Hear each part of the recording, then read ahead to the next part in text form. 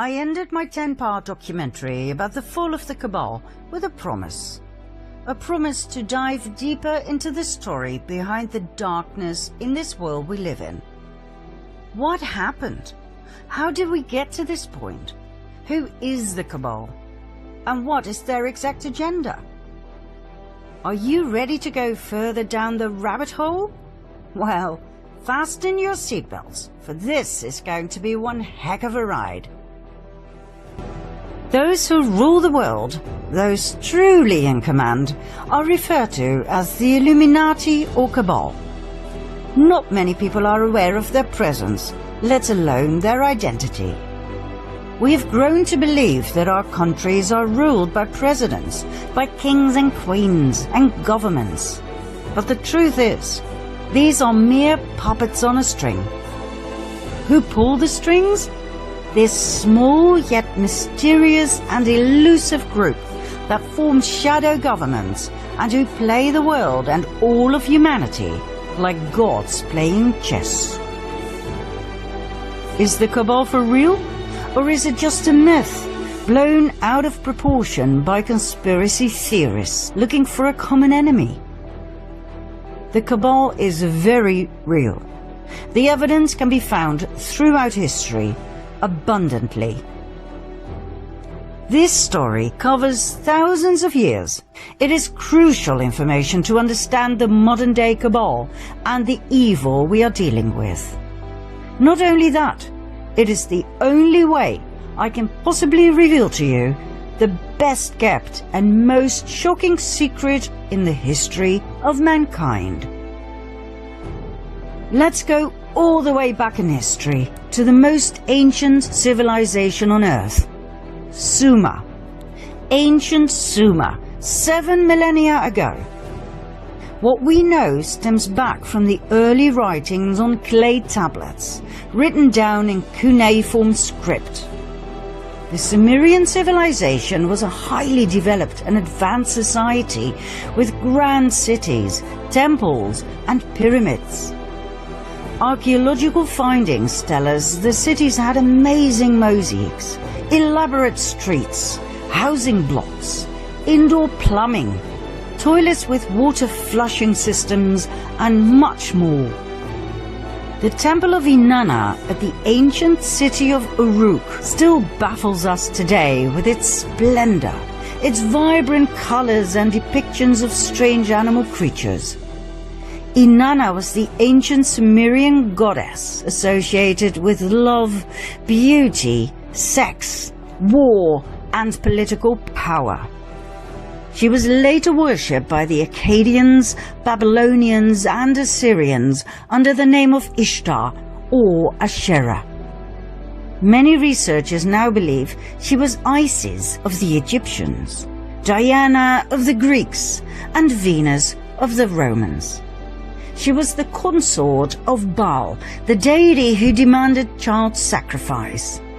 We shall later see whether this is true or not.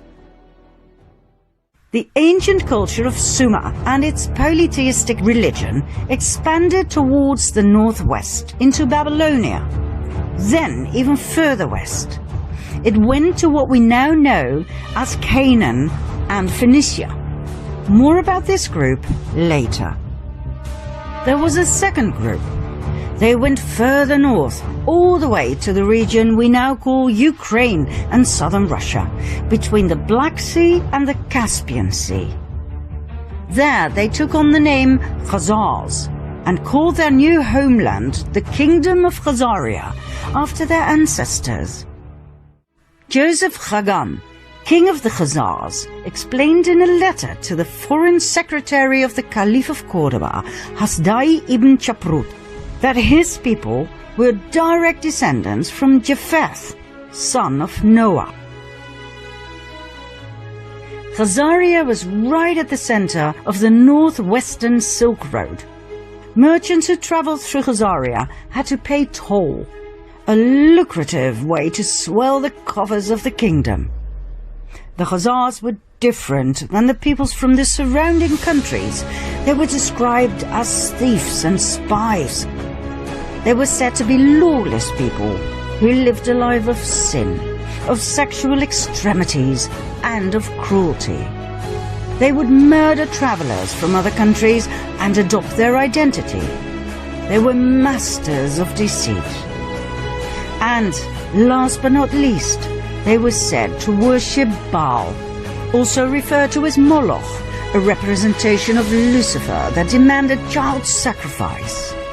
In return, Baal was said to reward them with riches, with fame and fortune. The neighboring countries despised them. They hated their sacrificial rituals in which they threw babies into the flames or cut them open to drink their blood and eat their flesh, claiming it gave them incredible power and energy and eternal youth.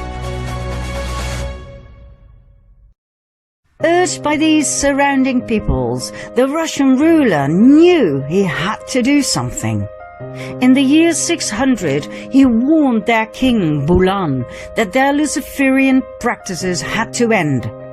He told him they had to convert to either Judaism, Christianity, or Islam. The choice was his. Bulan chose Judaism. But he did not really convert. He merely took elements from Judaism and forged them into his own Luciferian belief. King Bulan and his people lived on and prospered. Nothing much had changed, except for the fact that for outsiders they now called themselves Judeans, which they were not. Mind you, the name Jew wasn't invented until the 18th century. 4 centuries went by. In 965 AD, the Russian ruler, Grand Prince of Kiev, Sviatoslav I, felt they had gone too far with their continued devil-worshipping and child sacrifice. He decided to wipe them out. But the Khazars had their spies everywhere, and the Russian cunning plan was brought to the ears of the Khazarian king, who, just in time, fled the country with his 25 wives and 60 concubines, all of the nobility, plus an enormous amount of gold and silver. The entire exodus of royalty and nobility went via Hungary to Poland, then from Germany southward to France and Spain. Everywhere they went, some were left behind.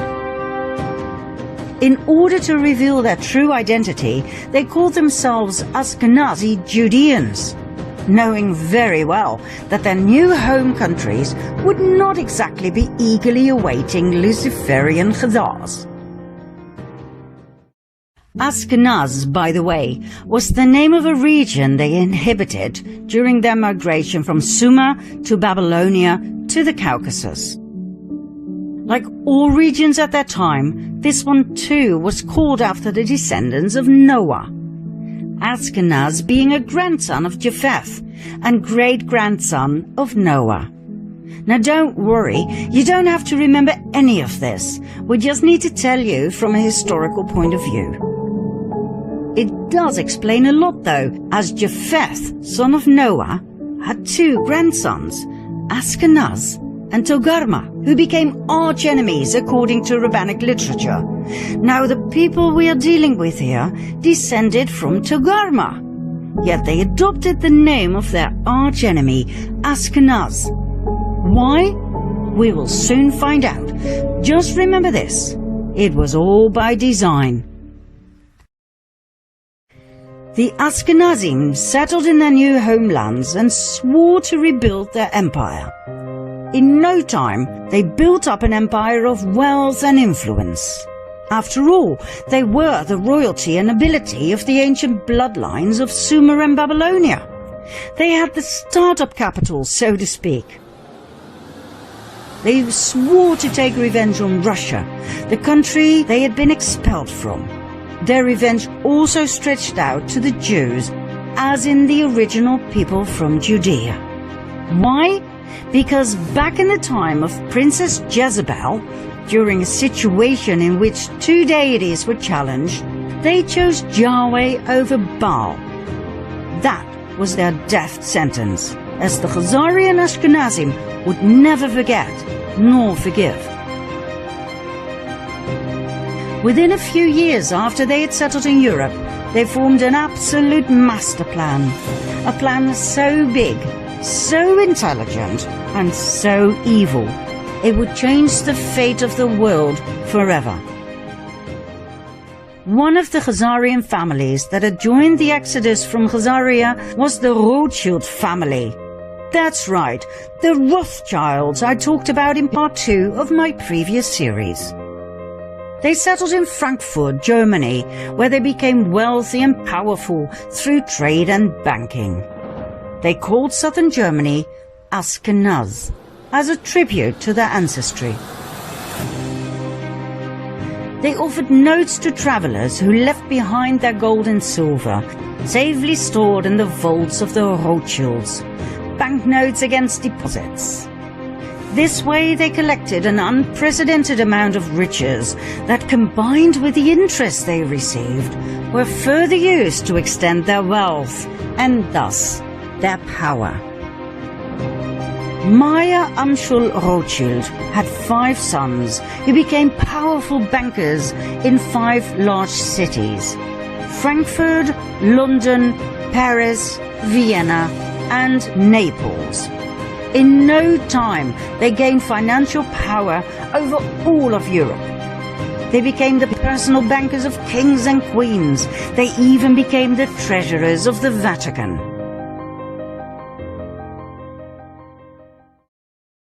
Before we continue with an event in the 18th century that has been deliberately erased from our history books, we have to pause this storyline and go back to the early Middle Ages for a second storyline.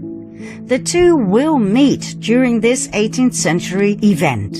And when they do, things will fall into place, I promise. We'll start in the age of the Crusades. In 1048 AD, an organization was founded that we refer to as the Order of Malta. They were founded in Jerusalem. Their goal was dual. One arm of the order ran a hospital in the Holy Land to tend to Christian pilgrims. The other arm was military, tasked by Rome to protect Christians against the local Muslim population. Their symbol? The equal-armed Maltese cross. During the first 50 years of their existence, Jerusalem was Muslim territory. The amount of Christian pilgrims who went to Jerusalem was limited, even by Islamic law. In 1096 AD, the first of 9 wars broke out. They became known as the First Crusade. The Crusades were religious wars initiated and supported by the Roman Catholic Church. Their goal was to recover the Holy Land from Islamic rule. 3 years after the Crusaders had left for the Holy Land, this goal was achieved. Godfrey de Bouillon and his brother Baldwin, leaders of the First Crusade, became rulers of Jerusalem. The Crusades may have been romanticized in literature and movies, but the truth is, they were insane religious wars focused on nothing but death, destruction, and forced conversion. An estimate of nearly 2 million people died. In 1118, a French knight by the name of Hugh de Payan founded a military order together with 8 relatives and friends.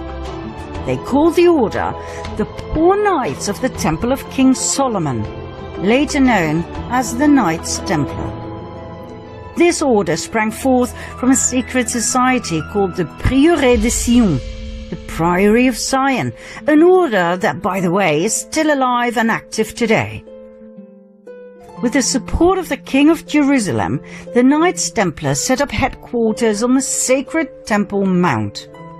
Their official goal was to protect pilgrims on their way from Europe to Jerusalem. In and of itself, This is fascinating. 9 knights were officially appointed to protect Christian pilgrims over a distance of 4,000 to 5,000 kilometers. God only knows how they did it. Their not-so-official goal was to rebuild the Temple of Solomon that had been destroyed in 586 BC by the king of Babylon, Nebuchadnezzar. Why this was so important to them, we will show later on. In 1129, the Order of the Knights Templar received the official support of the Roman Catholic Church. The order grew abundantly and donations came pouring in from all over Europe. The knights adopted a code of conduct in which they swore unfailing obedience to the master. According to researchers, the principle of obedience made the Knights Templar lethal. They acted swiftly and with certainty to do as they had been commanded. A force of Templars became an extension of the will of its commander, the Grand Master. At the height of their power, the Order of the Knights Templar comprised of almost 20,000 members. Only 10% were armed knights. The other 90% took care of infrastructure and logistics. Even though the knights had sworn to a life of poverty, the order was excessively rich, owning large plots of lands, farms, vineyards, mills, horses, arms, equipment, the island of Cyprus, and an impressive fleet of ships. All the way from Europe to Jerusalem, in every city, they had monasteries, castles, churches, universities. They were so powerful they did not need to obey local laws. They could pass freely across all borders. They didn't have to pay taxes, and they were exempt from all authority except that of the Pope. Furthermore, everything they took from the Muslim population that they subjugated and murdered on their way was given to the order. Did they have these privileges in writing? Oh yes, Pope Innocent II took care of everything by signing the papal bull Omne Datum Optimum in 1139. All the order had to do was swear obedience and allegiance to the Pope. There was one area, though, in which the Templars truly excelled: banking. They had a network of banks in many countries that enabled pilgrims to deposit assets in their home countries and withdraw funds in the Holy Land. By the 13th century, the Templars had become such competent and trusted bankers that European kings and nobles who embarked on crusades to the Holy Land often forwarded large cash sums to the Templars that could be withdrawn later so they could pay their armies. The Templars even gave out loans to rulers. They excelled in everything they did, for which they were overloaded with donations, gifts, fame and fortune. However, in the early 14th century, the Knights Templar met their final destiny: King Philip IV of France. This man was heavily indebted by the order. When he asked for even more loans, the order refused. King Philip decided it was time for the Knights Templar to meet their maker. On Friday the 13th of October 1307, a multitude of knights were arrested, including their Grand Master, Jacques de Molay. After years of imprisonment, he and many others were burned at the stake.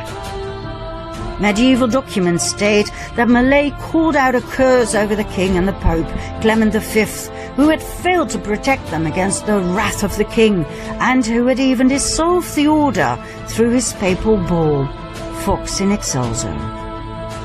Although the Pope dissolved the order, he did not formally condemn it, which would have been normal in those days.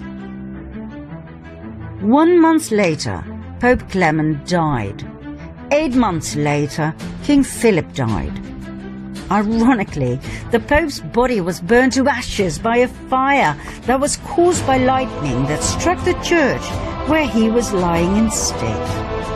The king died of a stroke he suffered during a hunt. But, contrary to what our history teachers have told us, the Order of the Knights Templar did not end here. New orders were founded with new names that were basically the continuation of the Knights Templar. Think Military Order of Christ in Portugal, Supreme Order of Christ in Italy, and so on and so forth. In every European country, the Knights Templar simply lived on the way they had, as if nothing much had changed.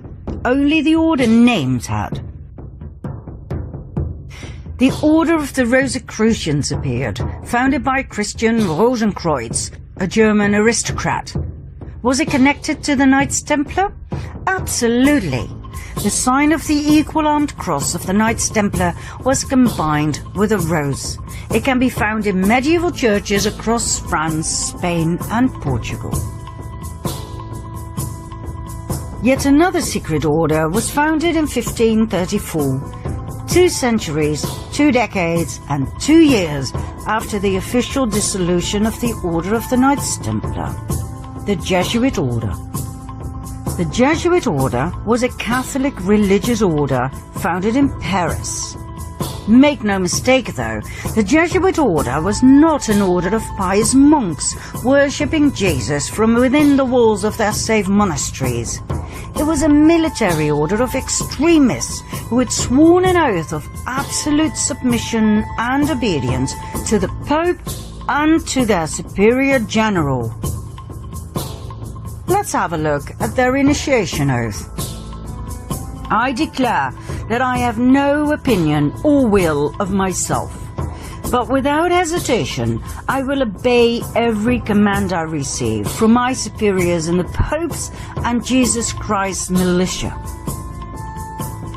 I promise further and declare that when the opportunity arises, I will conduct a ruthless war, secretly or publicly, against all heretics, Protestants and liberals, as I am instructed to do, to exterminate and destroy them of the whole earth, and that I will not spare age, sex or class, and that I will hang up, burn, boil, cook, peel, strangle, and bury these shameful heretics, rip the stomachs and wombs of their wives, and crush the heads of their children against the wall, for the purpose to destroy their horrible race forever.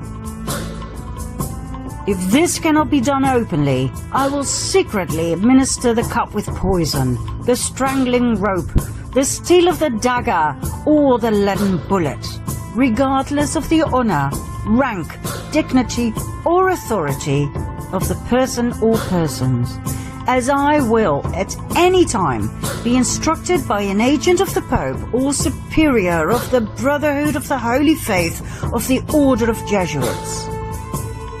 In confirmation of which I hereby dedicate my life, my soul, and all of my corporal powers, and with this dagger which I now receive, I will subscribe my name written in my own blood, in testimony thereof.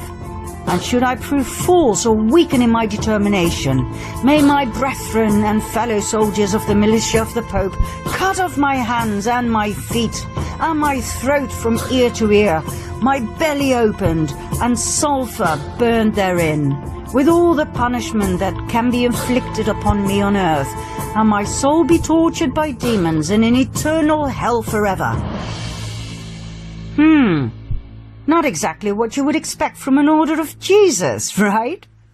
Mind you, when we refer to the Jesuit order in relationship to the Cabal, we are not talking about the lower segments of the order. I personally know of Jesuit priests who are wonderful human beings and who've brought a lot of beauty and wisdom into this world. What we're referring to here is the top of the pyramid, the absolute elite of the order, better known as the Jesuit Council.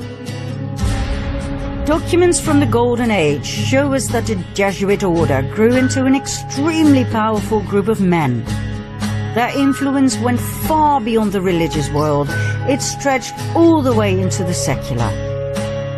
They infiltrated the old Masonic lodges. The Masons were skilled tradesmen in the construction trade. They worked with their hands. They worked hard, physical labor. The infiltrated Jesuits were allowed to join because of their contributions in the area of architecture, science and arts. They were called the Free and Accepted Masons, hence the name Freemasons. The Freemasons were wealthy men with a special knowledge of architecture. It is known that they were especially interested in the Temple of Solomon, just like the Knights Templar.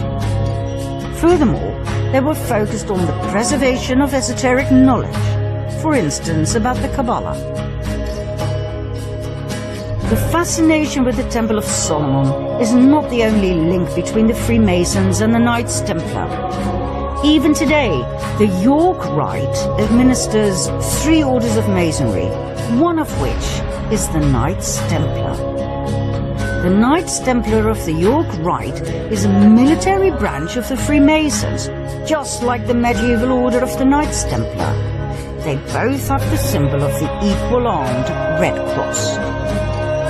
So, in short, the Freemasons were a highly secretive group of powerful Jesuits who had infiltrated the countless Masonic lodges across the world.